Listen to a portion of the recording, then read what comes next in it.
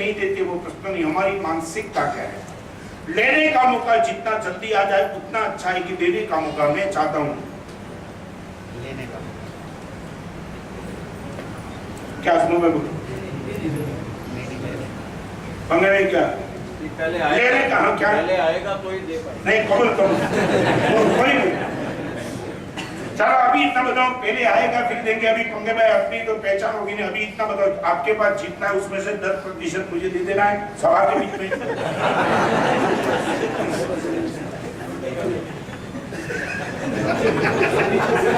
क्या है कितना है देना पंकज मैं तो तैयार हूं।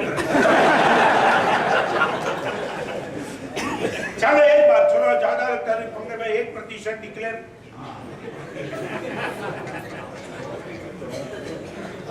सरल है सरल, आप ये मामूली मानते हो।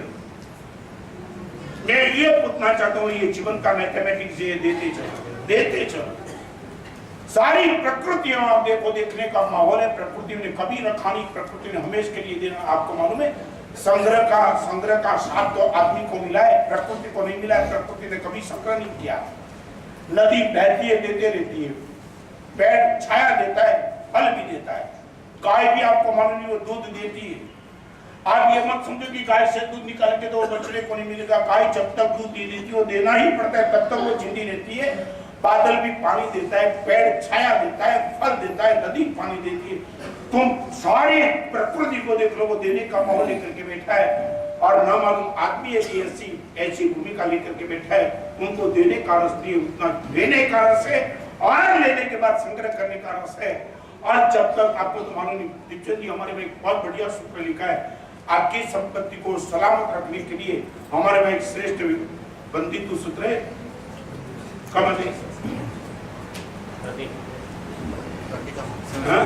हाँ बोलो ना, डरते की रिकॉर्डिंग है, डरो बोलो मत।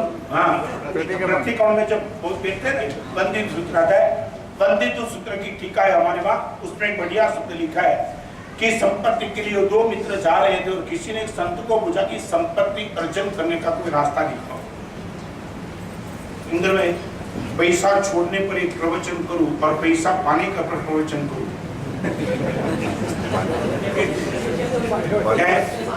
हाँ चलो ना, अभी वही समझ लो, वही टॉपिक है। पाने का मैं रास्ता दिखा दो, बंदी सूत्र की टीका में लिखा है। और एक मित्र संत को पूछ रहे कि हम जा रहे पैसा कमाने के लिए, आप कुछ रास्ता दिखाओ। और ये संत ने जो रास्ता दिखाया वो आपको पसंद पड़े या न पड़े, मगर प्रभु का मार्ग ये है, उपार्जितानाम अर्थानाम त्याग एवं रक्षणम। यदि तुझे संपत्ति पाना है तो उनका एकमात्र रास्ता दान है। दान किए बिना संपत्ति कभी मिलने वाली नहीं। आप ये मानते कि बाजार में गए तो संपत्ति मिलती, परमात्मा बोलते कि दान। और दान भाव क्या रहता है। मैं वर्षों पहले राजकोट में जब सुखा था सौराष्ट्र में, हम सौराष्ट्र में गए, मेरे तले फुलछाप वर्तमान पत्र निकलता था। उनका एक पत्रकार था जिनका नाम था राजुल दवे। महाराज साहब मैं गिर में गया, गिर जूनागढ़ के बाजू में गिर के जंगल में, पत्रकार के नाते गुरुदेव सब रिपोर्ट लेने के लिए गया था कि सूखा की असर कितनी, 3 साल का सूखा था, सब मर रहे। आए गुरुदेव में जब वहां गया तो जो देखा, एक आदमी था जिनको गुजराती में मालधारी बोलते। मालधारी माने जो पशु को संभालता है ना, चरवा एक अलग है, मगर चरवा समझ लो वो गुरुदेव 200 गाय लेकर के बैठा था। एक समय था उनका, दीपचंद जी 200 गाय लेकर के बैठा था। हम पूरी टीम लेकर के गए जंगल में ऊपर, और जैसे ही ऊपर गए तो सब लेकर खूंट थी, मगर कहीं गाय नहीं थी, रस्सी नहीं थी। 198 गाय खत्म हो चुकी थी, 2 बची और आदमी खटिया पे बैठा था, बाजू में उनकी लड़की थी। और गुरुदेव हम 5 लोग गए, चेहरे पर चमक खत्म हो चुकी थी। और जब हम गए तब उसने बोला कि एक काम, लड़की को बोला कि एक काम कर, ना मालूम अनजान मेहमान आए, दूध लाओ। वो राजू दवे ने बोला कि गुरुदेव उनकी जो स्थिति देखी ना, पानी पीने का मन नहीं होता था। ऐसा जैसे रेगिस्तान खड़ा हो गया था। एक दिन जंगल रुका और जब उसने बता कि 198 मेरी गाय खत्म हो गई, सूखा में 2 बची बस, तब जब सामने से उसने कहा कि मुझे आप दूध पी के जाओ, और लड़की को बोला, तब कितना कहा राजू ने कि दूध नहीं, पानी नहीं दिया। मन नहीं होता था इतना दुख देखने के बाद किसके घर में दूध क्या करे।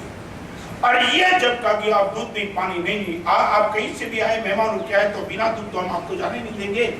और राजुल ने इतना ही कहा कि एक काम करो, अभी दूध मत दो, अभी पानी दो, जब सूखा खत्म हो जाएगा, बारिश जम के आ जाएगी, तब आपके पास निश्चित तौर से दूध पीने के लिए आएंगे, आज छोड़ दो। और उस टाइम वो 198 गाय मर चुकी है, वो मालदार ये सब बोलता है। एक बात बताऊं, आपने मुझे ये कहा कि जब सूखा खत्म हो जाएगा तब वो दूध पीने के लिए आएंगे, निश्चित आ जाना, मगर एक काम करो, अभी आपको मैं दूध पिलाता हूँ और सूखा खत्म हो जाएगा आ जाना, आप सबको हम दूध पाक पिलाएंगे। ये हम अभी ऐसे पानी से तो हमारी भक्ति नहीं होगी। मैं ये कहना चाहता हूँ, मैं दान करूं नहीं करूं अलग बात है, मेरी मेंटालिटी क्या है। कहीं भी मैं जाऊं तो मुझे क्या लगता है कि मुझे मिले उसमें रस के देने का कोई मौका मिले उसमें रस। मेंटालिटी एक बात बताऊं, दान करने वाला सदगति में जाएगा जरूरी नहीं है, मगर दान रुचि करने जिनकी है 100% वो सदगति में जाएगा। दान करने वाला इस सदगति में जाता है तो सिर्फ करोड़पति अरबपति जाएंगे। दान रुचि वाला सदगति में जाए तो भिखारी भी जा सकता है, क्योंकि उनको एक दान की रुचि माने। हाँ, अभी इनको लगता है कि कहीं मिल जाए तो मैं दान करूं, मिल जाए तो मैं दान करूं, ये रुचि का भाव। मैं अगर एमपी में तुम सोच नहीं पाएंगे ऐसे लाइव एग्जाम्पल। और अगर मैंने प्रवचन में कहता है सिर्फ 1 रुपया रोज भिखारी को देना, ओनली 1 रुपीज देना ही देना, और नहीं दिया 1000 रुपए की पेमेंट। इंद्र भाई क्या 1 रुपया देना और नहीं दिया तो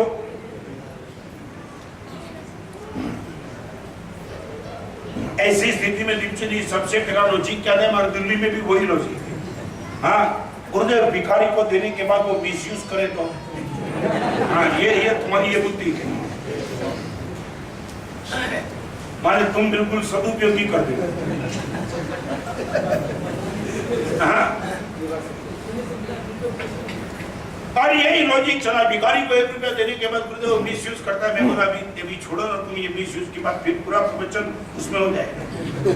तुम होटल में जाते हो, टीवी लाया है, थिएटर में जाते हो, ये सब सदुपयोग। और 1 रुपया देने में इतना लॉजिक चला, मैंने तोड़ दिया। मैं प्रवचन आगे जाना चाहता था और एक दे दिया कि चलो वो सब बात छोड़ दो, सब कन्विंस हो गए। करीबन 500 लोग थे और सूरत का एक लड़का आया था, सभी ने 1-1 रुपये का नियम ले दिया, 1 रुपया भिखारी को देना है। इंद्र भाई मजा सबसे बड़ी क्या है कि जरूर मालूम है, ये नियम देने के बाद होता क्या है, भिखारी को लोग शाम के समय में देते हैं, ये नियम दिया ना सब जल्दी देने लगे। उनको मालूम है कि यदि भिखारी नहीं मिल गया तो क्या होगा, तो उठने के बाद तुरंत भगवान के बाद सीधा भिखारी आ जाता था, 1 रुपया दे दो 1000 की पेनल्टी होती है। और कमाल की बात है भाई, तुम सोच नहीं सकते, लेने की मेंटालिटी की बात करता हूँ। इस सभा में एक मर्द का बच्चा ऐसा बैठा तो मैं इनका दर्शन करना चाहता हूँ। मैं बोलने के बाद आप खड़ा हो जाने की गुरुदेव हमारी भी ये मेंटालिटी है। 1 रुपये का नियम दे दिया, सबने नियम ले लिया और सूरत का एक लड़का था जिनकी ओर से 1 रुपये का संग मिला था।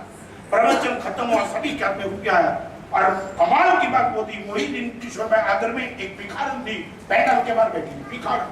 पैनल के बाद सभी ने नियम लिया था 1 रुपये का संपूजन हो चुका, 12 भिखारन बैठी थी। 5 सबको लगा चलो आज तो रुपया वसूल हो गया। हाँ बराबर है, भिखारी में भी मिल गई, रुपया भी मिल गया और सभी ने रुपया दिया। एक होकर के 500 लोग थे, पूरे के पूरे रुपये दे दिए। वो महत्वपूर्ण बात नहीं, महत्वपूर्ण बात ये, शाम के समय मैं प्रतिक्रमण करने के लिए बैठा, एक आदमी आया रोने, गुरुदेव मेरे आज मेरा जो दृश्य है गुरुदेव कांट बिलीव इट कि ये भी हो सकता है। मैंने बोला हुआ क्या? उसने बोला गुरुदेव आए प्रवचन में मैं भी आया था, मेरी बगल में बैठने वाले लड़के ने ये प्रश्न उठाया थे गुरुदेव भिखारी मिसयूज करते थे, उनका क्या करना। मगर अभी वो जो देख क्या प्रवचन 2 प्रकार था। प्रवचन की समाप्ति के बाद गुरुदेव 5:30 बजे परमात्मा के मंदिर में दर्शन करके वापिस आ रहा था और नमन गुरुदेव वही भिखारन, जिस भिखारन को सभी ने रुपये दे करके 500 करीबन रुपये दिए थे, वो भिखारन दीपचंद जी मंदिर के अंदर ऐसे अपने साड़ी के पालों में रुपया लेकर के आ रही थी। जैसे ही मंदिर में दाखिल हुए तो मैंने उनको पूछा कि तू भिखारन है, तू कहाँ जा रही है? और पंकज भाई उनका ये कहना था, भगवान की कृपा से जिंदगी में कभी इतने रुपये मुझे भीख में नहीं मिले, आज महाराज साहब का प्रवचन था और इतने रुपये मिल गए, परमात्मा की कृपा से इतने रुपये मिल गए, सब रुपये में